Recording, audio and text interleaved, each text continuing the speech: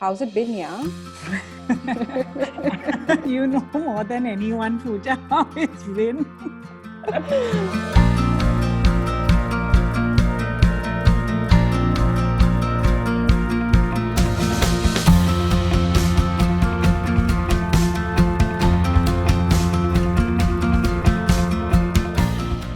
Hello everybody, welcome to my channel. I am very excited to bring to you 3 of India's top pastry chefs today. These are people I love, I admire, I look up to, and we're just going to engage in some fun banter about what pastry means to each of them, is culinary school important, and what the future of our industry is given the times that we're living in. In today's episode, I have Chef Kainaz Messman. She is the chef and founder of Theobroma Pastry. Started in Mumbai, now all over India. We have Chef Vinesh Johny from Lavonne in Bangalore, and we have Chef Sanjana Patel from Lavonne in Mumbai. Hi. Hey guys. Hi Sanjana. I don't think 1 minute. Just give me a second. Yeah. Hi, how are you? It looks like someone else right now. Good. Kainaz, I'm going to start with you. I still remember when that Colaba Theobroma opened. I mean, it's been 15 years now? 16, yeah. 16 years, yeah. So can you just run us through a quick journey of, I know 16 years is a lot, but I want to see, according to you, what has been the transformation or the change in the pastry industry in India over your career? A lot has, of course, changed, and I think mostly it's all changed for the better. But I think I think today our guests are better informed, they are better traveled, they are more knowledgeable, and they are more willing to try new things, which is great. They're not so stuck in their idea of what dessert would be. And I think also, in some way, it is easier to access ingredients. When I started, imports were just coming into the market. Caribou chocolate had not even come into the market at that point. They were just starting out. I think they launched a year after we launched or something like that. And I think also social media has played an invaluable role in changing things. We didn't have social media. We didn't even have Facebook when I started. At least not in India. We had heard about it, but it wasn't launched in India at that point of time. And I think that has made us able to reach our guests, and for our guests to reach us has been, it's been really great that way, because it's not possible to speak to every guest, especially as your business is growing. And somehow this keeps the connect and it keeps it alive. You have still able to maintain like a personal relationship with most of your guests. And also I think, now the traditional brick and mortar avenue for business has also changed, especially in this scenario in a post-COVID world. We don't have to traditionally go by a brick and mortar, format, which we are all used to and which we were following up until 3 months ago. And I think also our products, the products that we make and sell today, have also become more mainstream. We were such a big tea drinking nation, and the traditional tea, with milk and sugar. Now everyone has coffee. A lot of people still do have tea, but also they have it in different formats.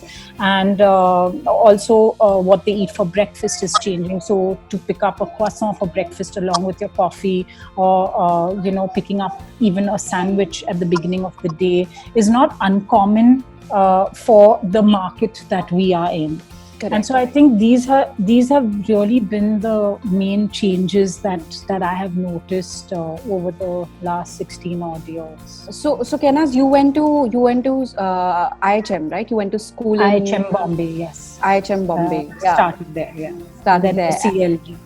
Yeah, Vinesh, where did you go to school? Where did I study culinary? Yes. In Christ College in Bangalore. Christ College. And how, what made you think that I want to start a pastry school?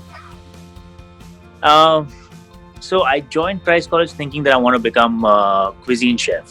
And then Really? halfway into cuisine, I realized that it's not what I wanted to do because it's not as fun as pastry. Yeah. So the first time I even like baked professionally was in my third year of college in at the Oberoi's, when I just was asked to intern there for a couple of months.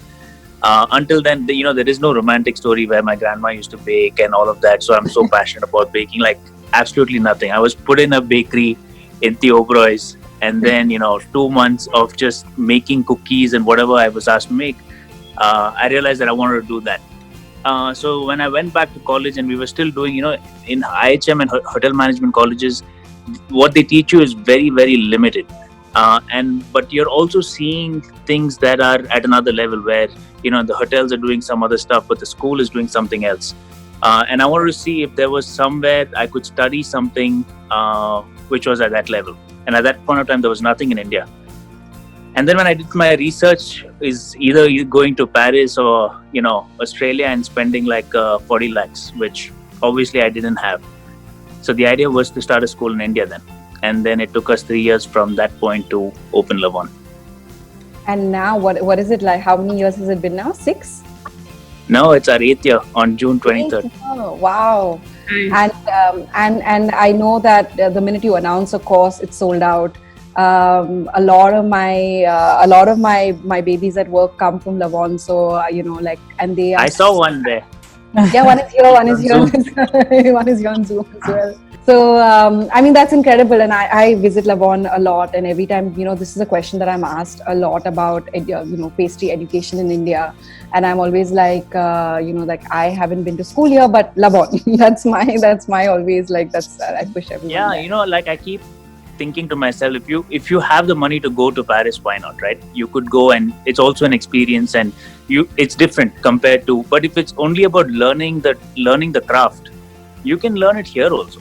You know what I mean? You can learn how to make a kick-ass macaron in Paris or in Bangalore. It doesn't make a difference. It's still going to be the same. And it's better in Bangalore, if I may say so, because you're doing it in our environment with our ingredients, which makes a big difference.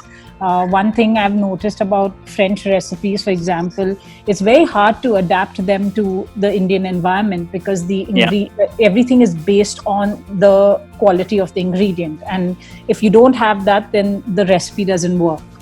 Which brings me to Sanjana.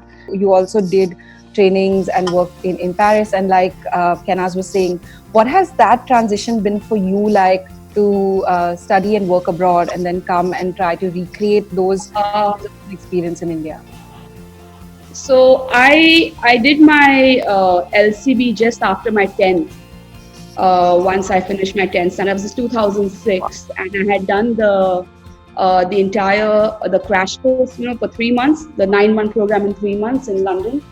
And after that, I did an internship at the Ritz, and I quite liked this entire career choice for myself, but somehow my folks were kind of against me to get into this, being a chef and everything. My grandmom was a great chef. She's raised her entire family because of her craft and everything.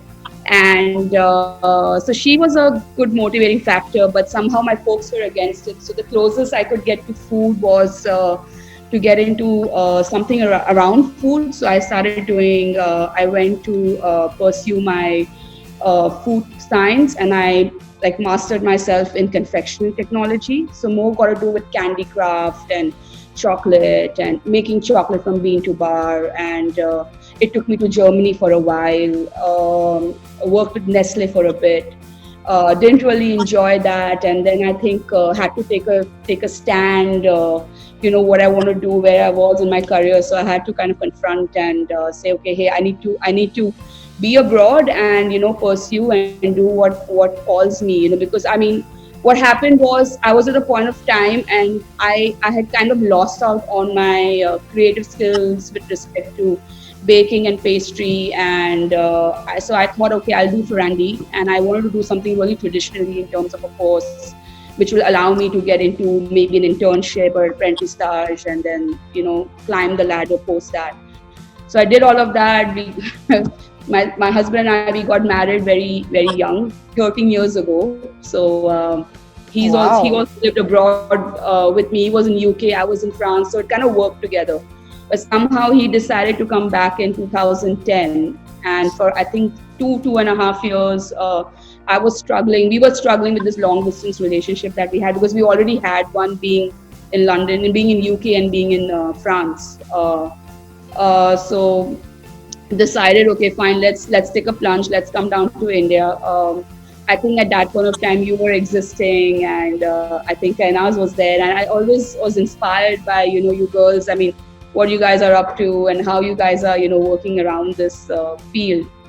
And I think I try to put my best foot forward, and we opened Kalagora store, and I mean it was a lucky place, and a lot of mistakes after that. So yeah. So how did you?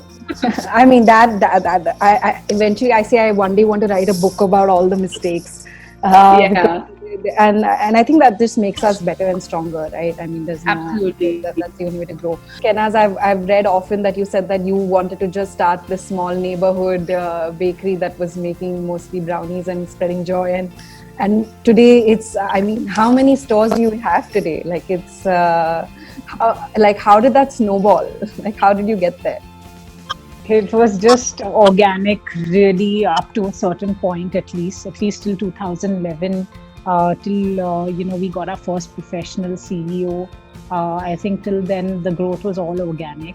I think I remember this very clearly. The day that we finalized second store, and it was a really big store from where we were. We had started out in a 600 square foot store, including a back pantry. So the actual store was about 400 square feet, and then our second store was 11 or 1200 square feet. And when my father and my sister at that point had finalized the property, they were kind of jumping for joy, and they said, "Oh, it's in Bandra, and all these cool restaurants are now opening there. Nothing is in town anymore." And I just sat down and I think I cried. Okay, I cried really for a long, long time, because I just didn't want a second store. I didn't want a second store. I was so happy with my one tiny store. It was my dream. I just wanted that one cafe. So did you start with the mix of both in your Colava store, or you started only as desserts and then? No, we only started as desserts initially, and we slowly started increasing our savory range as well to include.